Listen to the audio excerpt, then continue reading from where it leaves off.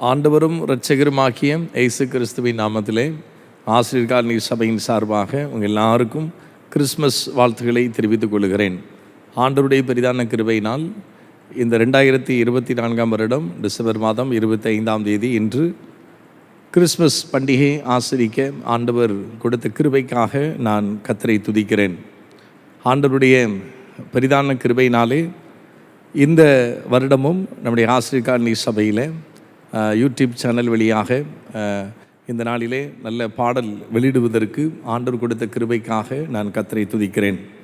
இந்த நாளிலே ஆண்டவருடைய வார்த்தை லூக்கா 2 இன்று கர்த்தராகிய கிறிஸ்து என்னும் இரட்சகர் உங்களுக்கு தாவீதின் ஊரிலே பிறந்திருக்கிறார் என்ற வசனத்தின் அடிப்படையிலே ஆண்டவருடைய வார்த்தை உங்களுக்கு நான் கொடுக்க இருக்கிறேன். ஆண்டவர் சமூகத்திலே நாம் கண்களை மூடி ஜெபிப்போம். கிருபை இரக்கம் நிறைந்த ஆண்டவரே, மகிழ்ச்சியாக நீ தந்திருக்கிற இந்த கிறிஸ்மஸ் பண்டிகைக்காக உமக்கு ஸ்தோத்திரம். ஆண்டவரே, உம்முடைய பண்டிகையை மகிழ்ச்சியோடு ஆசரிக்க நீர் கிருபை தந்திருக்கிறீர், உமக்கு ஸ்தோத்திரம் செலுத்துகிறோம். ஆண்டவரே, யாரெல்லாம் ஆண்டவரே இந்த நாளிலே ஆண்டவரே உம்முடைய பிள்ளைகள் பாடல்களை கேட்டிருக்கின்றார்களோ, ஆண்டவரே அருமையாக இந்த வசனத்தின் மூலமாக நல்ல ஒரு கிறிஸ்மஸ் செய்தி அருமையான நம்முடைய பிள்ளைகளுக்கு ஆசீர்வாதமாய் கிடைக்கத்தக்க ஆண்டவர் கிருபை தருவீராக. எல்லாருடைய உள்ளத்திலே ஆண்டவர் பேசுவீராக. லீதியாளின் இருதயத்தை திறந்தள்ளின் ஆண்டவர் எல்லாருடைய இருதயத்தையும் ஆண்டவர் திறந்தள்ளுவீராக. இயேசு கிறிஸ்துவின் நாமத்தில் ஜெபிக்கிறோம் நல்ல பிதாவே, ஆமேன். கிறிஸ்துவுக்குள் மிகப்பெரியமானவர்களே, மீண்டுமாக உங்கள் அனைவரையும் நான் இயேசு கிறிஸ்துவின் நாமத்திலே நான் உங்களை வாழ்த்துகிறேன். இந்த நாள் கிறிஸ்மஸ் செய்தி, இது ஒரு மகிழ்ச்சியான நாள், இது ஒரு ஆசீர்வாதமான நாள். ஆண்டவராகிய இயேசு கிறிஸ்து முதலாம் வருகை மாம்சத்தில் பிறந்து குழந்தையாய் அவர் பிறந்த நாளை தான் இந்த நாளிலே நாம் மகிழ்ச்சியோடு இதை ஆசரிக்கிறோம். எதற்காக ஆண்டவர் இயேசு கிறிஸ்து இந்த உலகத்திலே பிறந்தார் என்று சொன்னால், ஏதேன் தோட்டத்திலே ஆதாம் ஏவாள் மூலமாக உலகத்திற்குள்ளே பாவம் என்பது வந்தது. அதுவரைக்கும் ஆதாம் ஏவாள் சந்தோஷமாக இருந்தார்கள். அவர்கள் தேவனோடு உறவாடி இருந்தார்கள். ஆண்டவர் ஆதாம் ஏவாளுக்காகவே ஏதேன் தோட்டத்தில் அவர்களுக்கு என்ன தேவையோ எல்லாவற்றையும் படைத்து அவர்களுக்கு ஆண்டு கொள்ளுங்கள் என்று அவர்களை ஆசீர்வதித்தார். ஆனால் சர்ப்பம் அன்றைக்கு தந்திரமாய் வஞ்சித்து ஆதாம் ஏவாளை பாவம் செய்ய வைத்ததினாலே ஒட்டுமொத்த உலகமும் மனுக்குலமும் பாவத்திற்குள்ளாக மாறிவிட்டது. ஆகவே சந்தோஷத்தை இழந்து போனார்கள், சமாதானத்தை இழந்து போனார்கள். ஏதேன் தோட்டத்தை விட்டு அவர்கள் துரத்தப்பட்டார்கள். ஆகவே தான் ஆண்டவர் எப்படியாவது இந்த உலகிற்கு சந்தோஷத்தை கொடுக்க வேண்டுமே, இந்த சர்ப்பம் பிசாசானவன் சந்தோஷத்தை இழக்கும்படியான காரியங்களை செய்துவிட்டானே என்பதற்காக ஆண்டவர் தீர்க்க தரிசிகளை ஆண்டவர் அனுப்பினார். எப்படியாவது ஜனங்களுக்கு சந்தோஷத்தை கொடுக்கணும், வார்த்தை கேட்டு மனம் திரும்பணும், அவர்கள் ரட்சிக்கப்படணும், கர்த்தருக்குள்ளே வளரணும், சந்தோஷமாக இருக்க வேண்டும் என்று நினைத்தார். ஆனால் அந்த வார்த்தைக்கு கர்த்தருடைய பிள்ளைகள் செவி கொடுக்கவில்லை. உதாரணமாக சங்கீதக்காரன் தாவீது பத்சேபாளிடம் அவர் ஒரு பாவத்தை செய்கிறார். இச்சையினாலே அவர் பாவத்திலே அவர் விழுகிறார். அவர் அதுவரைக்கும் நல்ல சமாதானத்தோடு சந்தோஷத்தோடு இருந்தவர், சமாதானத்தையும் சந்தோஷத்தையும் அவர் இழந்து போகிறார்.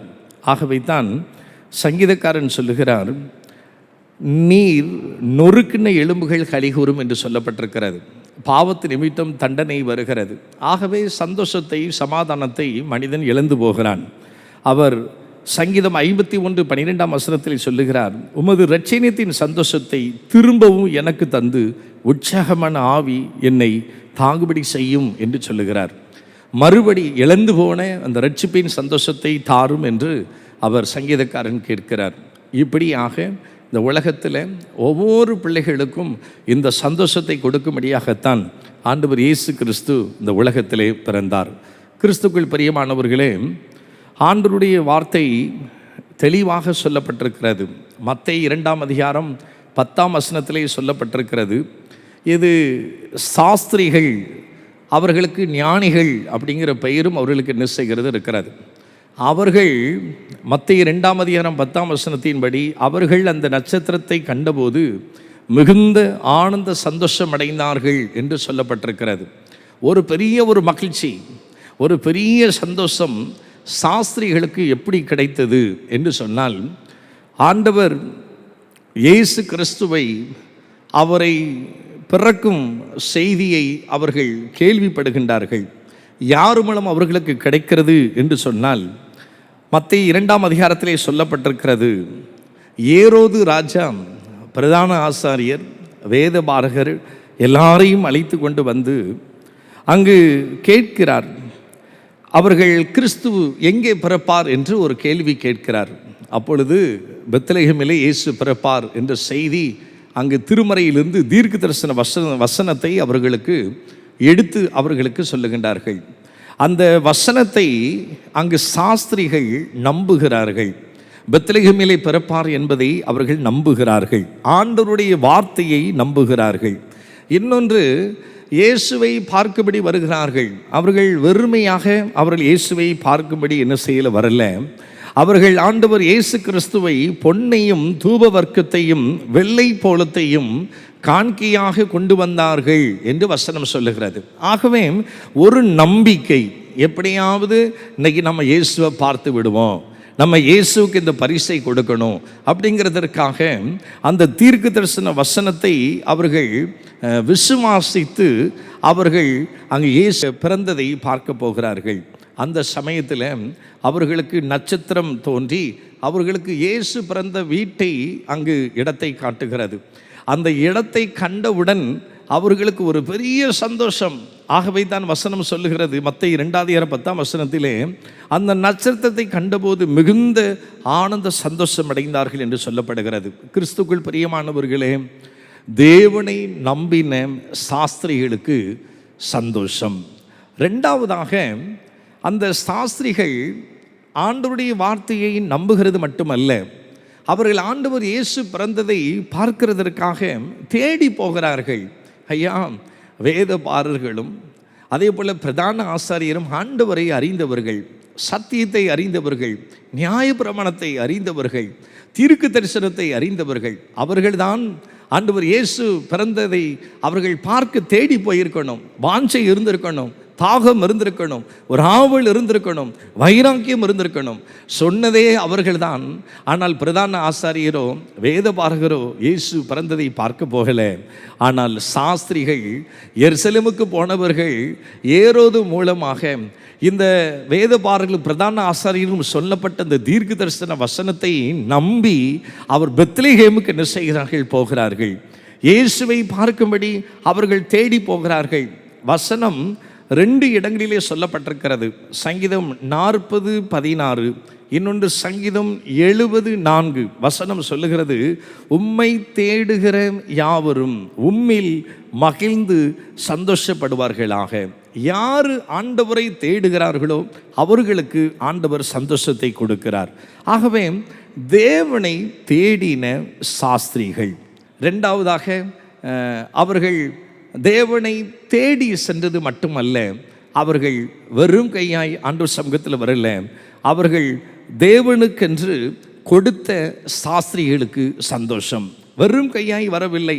அவர்கள் மத்தேயு 2ஆம் அதிகாரம் 11ஆம் வசனத்திலே சொல்லப்பட்டிருக்கிறது, அவர்கள் பொக்கிஷத்தை திறந்து பொன்னையும் தூப வர்க்கத்தையும் வெள்ளை போலத்தையும் அதற்கு காணிக்கையாக வைத்தார்கள் என்று சொல்லப்பட்டிருக்கிறது. 3 சாஸ்திரிகள், 3 ஞானிகள், அவருடைய பெயர் மெல்கியோர், கஸ்பார், பல்தாசார் என்கிற 3 பெயர்கள் கொடுக்கப்பட்டிருக்கிறது. ஆண்டவர் சமூகத்தில் நம்பி இருக்கிறோம், தேடி இருக்கிறோம். எப்படியாவது ஆண்டவர் அவரை பார்க்க முடியும், வெறும் கையாய் பார்க்கக்கூடாது. இயேசு ஏழையாய் பிறந்தார். அவர் உலகம் முழுவதையும் அண்ட சராசரி படைத்து ஆளுகை செய்கிற தேவன் பிதா. அவருடைய குமாரன் ஒரே குமாரன். அவர் ஏழையாக பிறக்கிறார். சத்திரத்தில் அவருக்கு இடமில்லை என்று சொல்லப்பட்டிருக்கிறது. ஏழையோடு தன்னை அவர் அடையாளப்படுத்துகிறார். ஏழையோடு அவர் தன்னை அடையாளப்படுத்துகிறார். ஆனால் அவர்களை பார்ப்பதற்காக விலையுறந்த பொன், அது ராஜாவை குறிக்கக்கூடிய அர்த்தம் கொண்டதாக இருக்கிறது.